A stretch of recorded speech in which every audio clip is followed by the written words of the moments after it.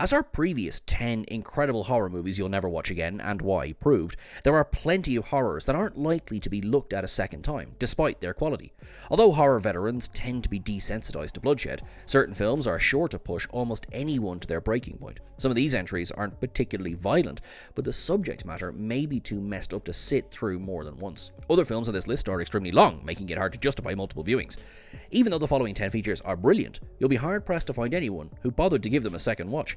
I'm Sean Ferrick for What Culture Horror, and here are 10 more incredible horror movies you'll never watch again, and why.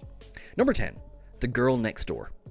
Based on Jack Ketchum's 1989 novel of the same name, Gregory Wilson's soul-crushing The Girl Next Door revolves around recently orphaned sisters Meg and Susan, who've been taken in by their Aunt Ruth. Still shaken by her parents' death, Meg hopes to be embraced by her new family. Instead, Ruth and her sons subject Meg to the cruelest torture imaginable. For no real reason, Ruth humiliates and beats her niece, and encourages her children to do the same. The wicked aunt has Meg bound and stripped in the basement, leaving her starved and dehydrated for days on end. Anytime Meg behaves defiantly, Ruth takes it out on Meg's disabled sister by spanking her. Just to prove Ruth's deplorability has no bounds, she invites kids from the neighbourhood to pummel Meg, solely for her own amusement. To ensure Meg doesn't succumb to her injuries, Ruth stops her from bleeding out by cauterizing her wounds with cigarettes. Though Ruth gets her comeuppance in the end, it isn't as satisfying as it should be, since Meg ultimately dies from malnourishment and internal injuries. And when you learn The Girl Next Door is based on a real-life murder, you'll probably never want to think about it ever again. Number 9. The Void. In Eldritch creature feature The Void, the staff at a hospital find themselves unable to deal with the abundance of patients due to their limited resources and supplies. And just when things look like they couldn't get any worse, a cult besieges the hospital, summoning a legion of interdimensional monsters.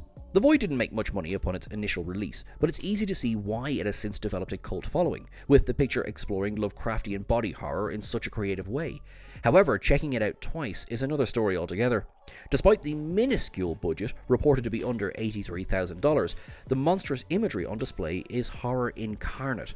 Faces are flayed, a woman gives birth to tentacled creatures, and a man has the entirety of his skin ripped off. Of course, The Void saves the most disgusting moment for last, as it's later revealed the cult leader is the hospital's head physician, Dr. Powell, who orchestrated the ritual to resurrect his daughter Sarah. Unfortunately, Sarah is reborn as a malformed mass of flesh that looks like the stuff of nightmares. It's genuinely heartbreaking to see her being transmogrified into a monster, since she's an innocent child who didn't ask for any of this. Several plot elements in The Void aren't explained clearly, which may incentivize a rewatch, but after recalling the sickening imagery that appears throughout, viewers are likely to change their mind on that. Number 8. The Brood. At least half of David Cronenberg's catalogue could feature in this list, since his body horror is difficult to stomach. However, The Brood may be the hardest Cronenberg picture to sit through, as most of its haunting imagery involves children. This 1979 monster flick follows Frank, a father who's involved in a bitter custody battle with his institutionalized wife, Nola. When Frank is assaulted by a deformed child, he believes it's connected to the experimental procedures that Nola's facilitator is performing at his medical center. Upon investigation, Frank realizes the truth is much more shocking than he could have imagined. Approaching 46 years after its release, The Brood still remains among Cronenberg's finest work, thanks to its gripping setup, superb acting, and unnerving atmosphere. With that said, this 70s classic is too much for some. Not only are the mutants horrible to look at, they're constantly squealing and screeching, which is deeply unpleasant to listen to. Also, how the Brood came to be is so disturbing it honestly feels like something that could only exist in a nightmare. Though The Fly and Videodrome have plenty of trademark Cronenbergian visuals, The Brood gets under your skin in a way unlike anything else. Number 7. Inside, from 2007. This list wouldn't be complete without at least one new French extremity movie. While transgressive features like Them, High Tension and Martyrs offer a level of brutality that few features can compete against, Inside cranked it up exponentially, since the majority of the violence focuses on a heavily pregnant woman. At the beginning of Inside, mother-to-be Sarah is minding her own business at home when an unknown woman suddenly breaks in. And this demented invader doesn't mess around, as the first thing this stranger does after entering Sarah's home is stab her prominently pregnant belly with a pair of scissors. As hard as it is to believe, the assault only gets more extreme from this point, so this nerve-shredding image serves as a warning of what's to come. The bloodshed here is absurdly over the top, but never feels unrealistic thanks to the magnificent editing, amazing practical effects, and towering performances from leading ladies Alison Paradis and Beatrice Dahl. Although Inside should be praised for its claustrophobic atmosphere and heart-pounding action, it doesn't need to be experienced twice. There are so many potentially traumatic images here, some people will regret even watching it once. Number 6. Ichi the Killer. This Takashi Miike manga adaptation centers around sadistic Yakuza leader Kikihara, who stumbles upon a repressed assassin called Ichi. Despite his timid demeanor, Ichi has been trained to slaughter everything in sight when threatened. Though Kakihara hopes to use Ichi for his own agenda, capturing him is anything but easy. In a nutshell, Ichi the Killer feels more like an endurance test than a movie due to its unrealistic level of depravity. Even though it's made immediately clear the film is going to be a bloodbath, nobody is ready for how ludicrous the violence is. Anyone foolish enough to threaten Ichi is decapitated, mutilated, or vivisected in an instant, the titular anti-hero making such a mess of his enemies that there's almost nothing left to bury. Still, Kakihara is somehow worse, as the twisted mob boss takes such glee while he chomps on hands and slices off nipples. His scenes are even harder to watch. Though Ichi the Killer is gloriously obscene, it's far from inartistic. The bloody thriller is well shot, sharply edited, and boasts a ton of unique fight choreography and unforgettable kills. Nevertheless, only a select few can watch this outrageous horror from start to finish. Number 5. Beau Is Afraid.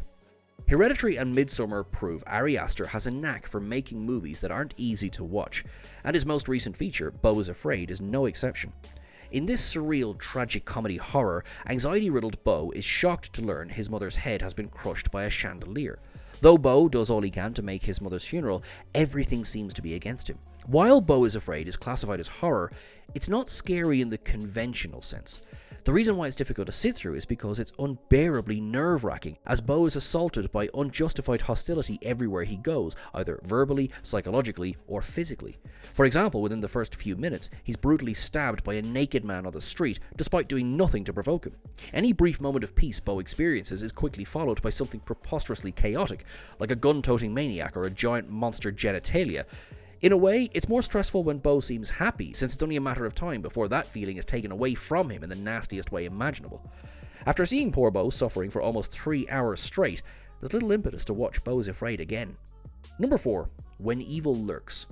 2023 was a great year for truly terrifying horror thanks to films like Evil Dead Rise, Talk to Me, Infinity Pool, and Huesera the Bone Woman. But at the end of the year, When Evil Lurks came out of nowhere and was immediately labelled not just one of the best horrors of 2023, but arguably the year's most disturbing. In this Argentinian gem, brothers Pedro and Jamie find their lives unravelling after failing to dispose of a rotten, a person that harbours a demon. The entity's power spreads across the village like an infection, corrupting the inhabitants and animals. Although the premise sounds pretty standard, the presentation is anything but.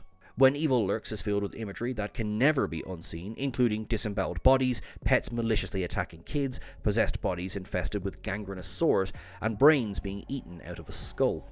Although When Evil Lurks is incredible, giving it a revisit is tough since it's sure to leave anyone devoid of hope by the time the credits roll. It also must be stressed that this supernatural horror repeatedly depicts animals and children suffering horrifically, so it's best for anyone as easily rattled to avoid it entirely. Number 3. Kwaidan. Kwaidan is divided into 4 chapters, each one involving a spiritual encounter. The first segment centers around an unfaithful swordsman who's haunted by the hair of the wife he abandoned. The second involves a man who unknowingly marries a snow demon. The third sees a blind musician tricked into playing songs for wicked spirits. And the film concludes with a vignette surrounding an attendant who's driven mad after seeing a face in his tea. Not only is this quartet of spook stories gripping, tense, and beautifully shot, each finishes with a mind-blowing twist.